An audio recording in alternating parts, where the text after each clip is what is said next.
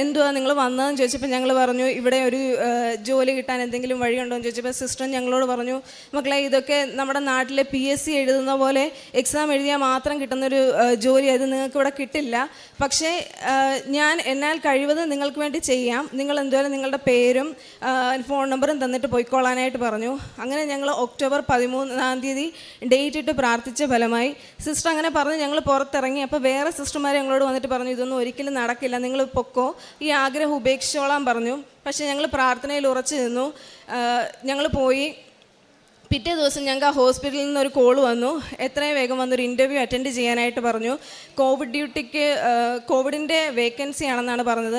അത് പറഞ്ഞ പ്രകാരം ഞാനും എൻ്റെ കൂട്ടുകാരെയും കൂടെ ചെല്ലുകയും അവിടെ ഇൻ്റർവ്യൂ അറ്റൻഡ് ചെയ്യുകയും കോവിഡ് ഡ്യൂട്ടിക്ക് എന്ന് പറഞ്ഞ സ്ഥാനത്ത് ഞങ്ങൾക്ക് നോർമൽ ICUയിൽ ഡ്യൂട്ടി കിട്ടുകയും ഞാൻ മേടിച്ചുകൊണ്ടിരുന്ന ശമ്പളത്തിൻ്റെ ഇരട്ടിയിലധികമായിട്ട് എനിക്ക് ശമ്പളം ലഭിക്കുകയും ചെയ്തു.